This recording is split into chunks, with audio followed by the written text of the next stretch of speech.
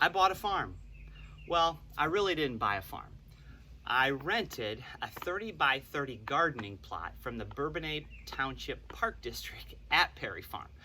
But I call it my farm. I tell people that that I bought a farm, but I'm really enjoying this spring and early summer. I'm really enjoying putting some seeds in the ground and anticipating what's going to happen. But I really don't know. And it's in some ways a risk. It's not like it was very expensive, but it is a risk to purchase some things and to rent the plot and to see, will this produce anything? And so when Jay Martinson approached me and asked me, hey, would you shoot this quick video about taking risks in terms of our new world of online learning and hybrid courses, I immediately thought of this of farming. And I thought that farming really represents very much, it's very similar to the life of educators, that each year we as educators, we don't know what the harvest is going to look like. Whether we're trying new things or even teaching a class that maybe we've taught for 10 years, we really don't know what the outcome is going to look like at the end of the semester. So in a lot of ways, we are already risk takers, and I think that would be my message to you today, is that if you think of taking risks as something that you're not comfortable with, my message would be like, you're already a risk taker. You're already doing those things every year. You take risks, and you don't know like what the outcome is going to be, what the harvest is going to be like. So this spring I did some things that some people would say, well, that was taking a risk, like teaching a class on a kayak in the Kankakee River, or shooting a music video and kind of poking fun at myself, or using TAs in a way that I hadn't before, and trying to protect against on exams for integrity. And so to some people those might have seemed like risks. To me they weren't, but to you they might be.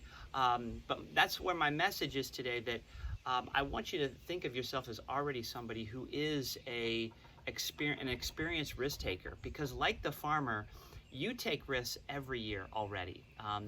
Whether it's changing something in a course or teaching a new class, you don't know what those outcomes are going to look like. You don't know how the students are going to respond. You don't know what your evaluations are going to look like at the end of the semester. So I would just encourage you that you already have a lot of experience in that, in risk-taking, because in education, just like in farming, I think we take those risks each season. And so one thing I will say that did jump out to me as a risk as I was doing it was I was teaching wellness, a PhD 190 general education course, and we cover every component of wellness, not just physical, but we cover spiritual and emotional, social, intellectual, and occupational wellness. And I started seeing some students and hearing some students mention that social isolation was getting to them and not connecting with other students. And so I needed an extra credit assignment anyway. So I proposed a book club. And I said, hey, we're going to read a novel. I'll pick out a novel. Anybody interested? We're going to Zoom twice a week, talk about the novel, and you can get some extra credit for it. And even at the time, I thought, I don't know if any students are going to do that with me. Who's going to want to read a book with a professor, and a novel in particular, and talk about it?